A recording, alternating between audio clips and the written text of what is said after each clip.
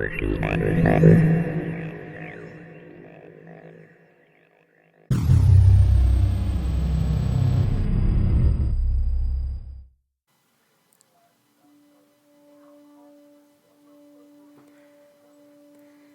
everybody, this is the Astral Tourist.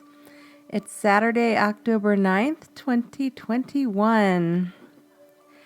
Last night was really something. I had a series of false awakenings, unfortunately. But I still wanted to get on and share the experiences that I do remember having. So let's get right to it. I had a hard time falling asleep.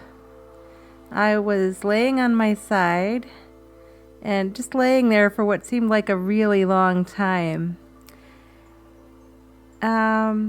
I forgot to do my commands at first. I was thinking about maybe going somewhere beautiful in the future. My mind was wandering a little bit. A while longer passed. I still hadn't fallen asleep or exited or anything like that. And, I just kept trying. After another while, I gave the command, go, out. And it worked, but it felt like a yank this time. Like I was just yanked on out. That's happened to me before, so I knew not to panic. And my astral body already knew where it wanted to go. It shot right through the wall immediately. Up into the sky, out into space at some kind of super fast light speed. It was all really dark, but space is dark. And also, I don't think I was seeing very well at that point. So between space being dark and my maybe not seeing so well anyway, that's just the way it was for a while. And when things came into view again for me, I was descending down over this really large planet. And I remember not being sure where I wanted to go. So I was still just kind of going with the flow, letting my astral body take me. I saw some really huge, super beautiful mountains. After this, it gets a lot more fuzzy.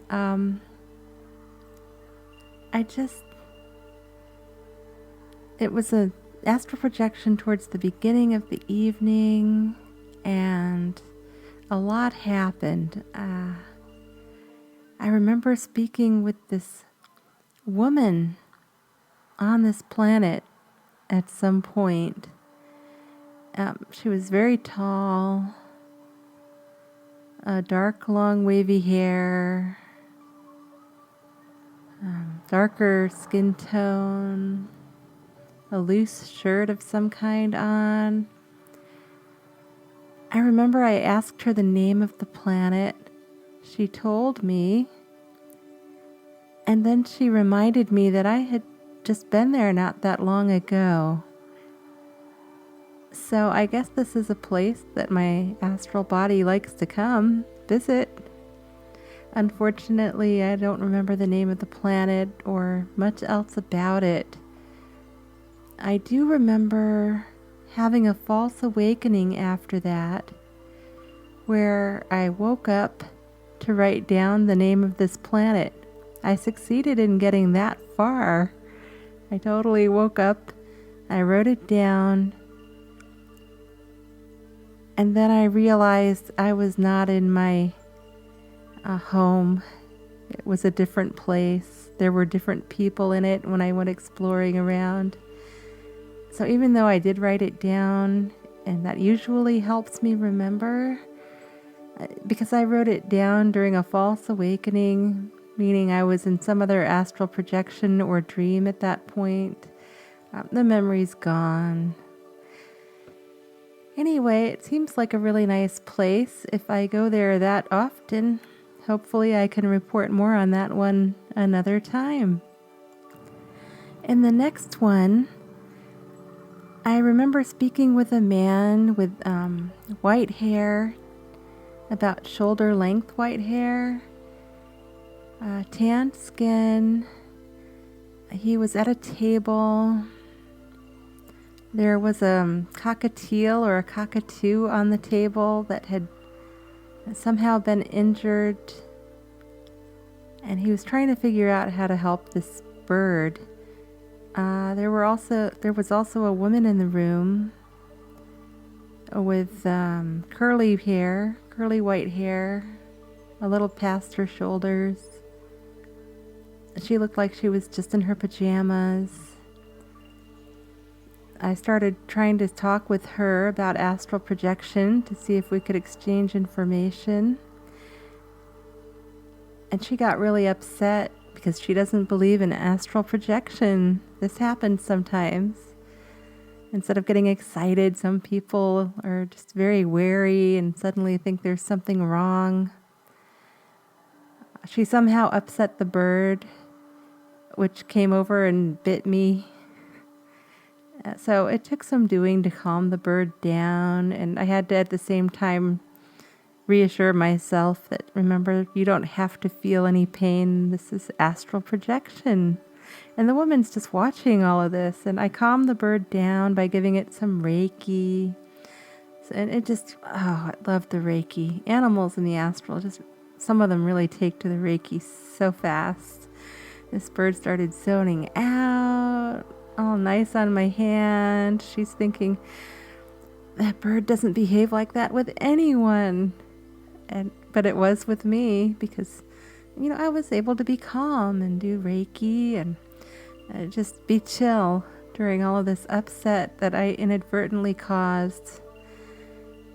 Soon after, she just kind of disappeared. I think she woke up, and I'm hoping she doesn't think of it as a bad dream of some kind, but I don't know. I don't know what she'll think when she wakes up. So I went over to talk to the man some more.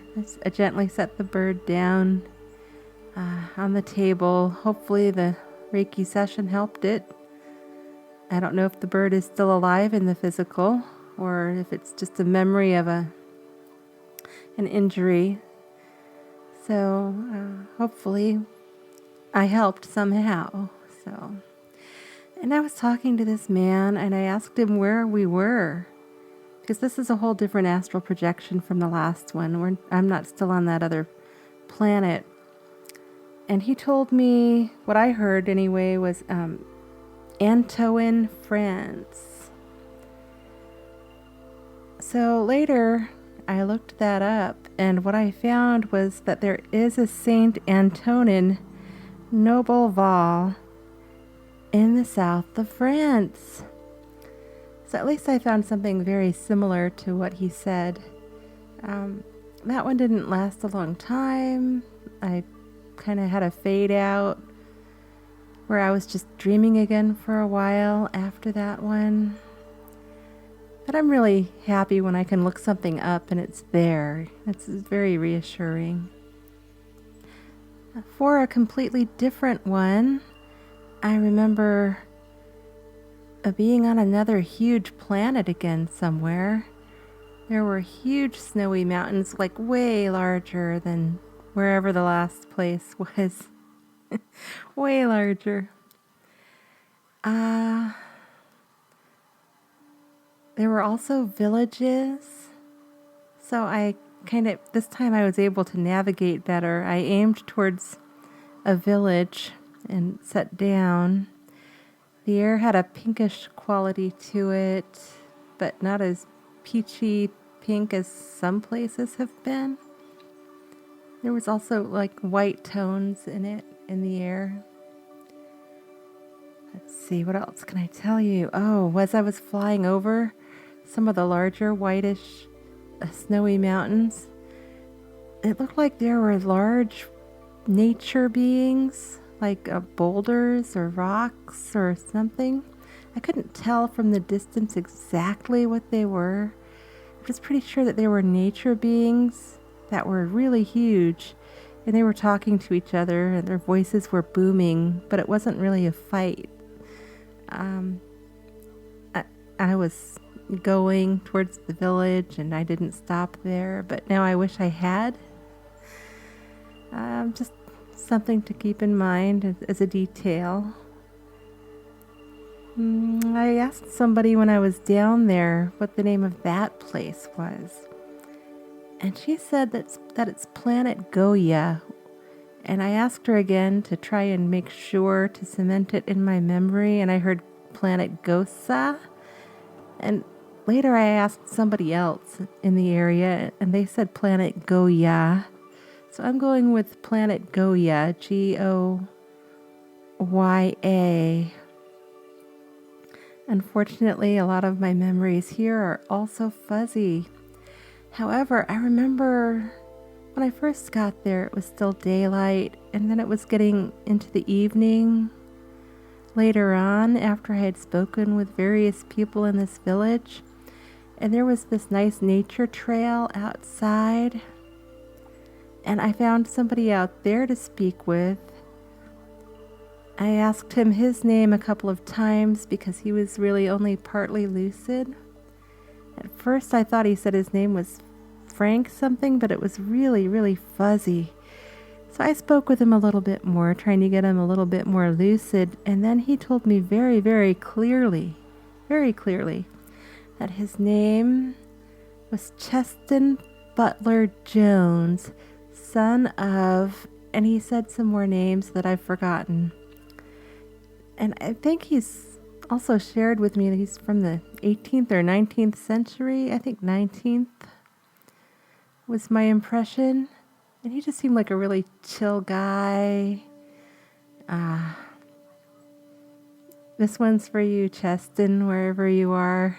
I'm going to dedicate this episode to Cheston, Mr. Cheston Butler Jones. I wish I could remember more about what we talked about, but he was awesome. I remember that much. And it was fun speaking with him.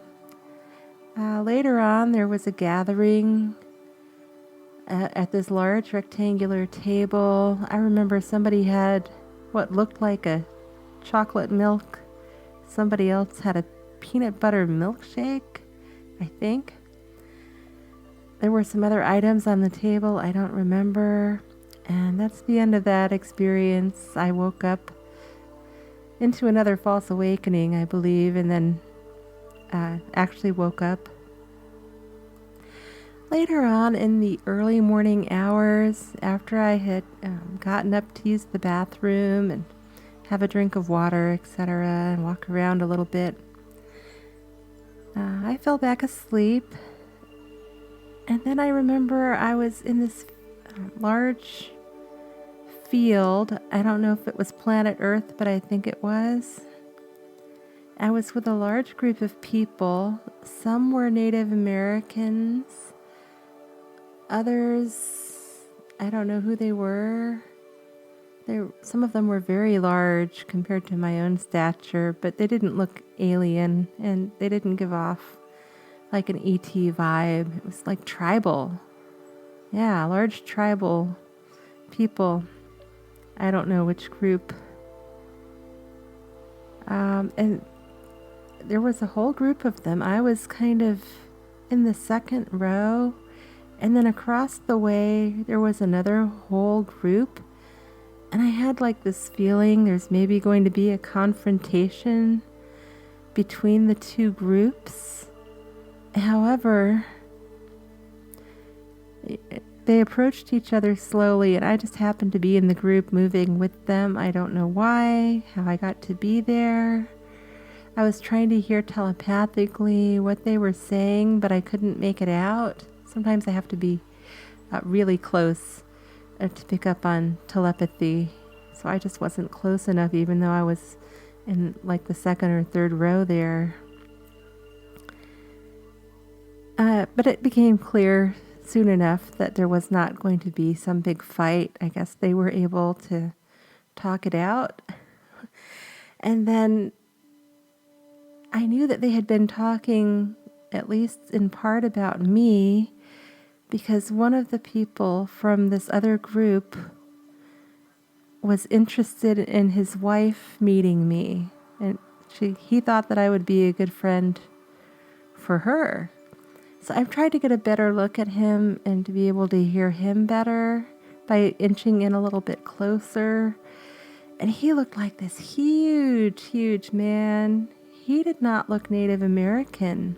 And I had the impression right away once I got a closer look that he's thought about himself as a gypsy, like a very strong gypsy man. And he had one brown eye and one green eye. And they were really big, and I could tell that he was more used to doing telepathy and was very aware that he was astral projecting. I kind of remember he didn't have a lot of hair, but he still had a nice glow to him. He was kind of glowing, kind of golden. He appeared as a jolly, kind of large, jolly man. Trying to describe him. He was very big and very jolly. I guess that sums it up pretty well, with those eyes and the golden glow. And I didn't see his wife right away, so I thought, I want to make a good impression on these people too. So I'm trying to like stretch my arm out and my head a little bit to the side, like think like RubberMan. I'm stretching my astral form because I want to stay in the group formation too. I don't know why I wanted to stay in there, but I did. So I'm doing the stretchy technique where you can stretch like RubberMan. And then I was able to see her, and she was more my size. She had the pale skin, long wavy hair. And I reached my hand out to her and said something like, "Charmed to meet you, really charmed to meet you," something like that. And she smiled and glowed white. She had a whitish glow. She didn't glow golden like her husband there. But anyway, that was a lot of fun. I just had really happy feelings from them. And that's all. That's the end. Thank you so much for tuning in. Those were my experiences last night. I will be meditating more and doing some more mantras to pick up my vibration and get some more clear experiences. So thanks again. Bye for now. I will chat with you more again later.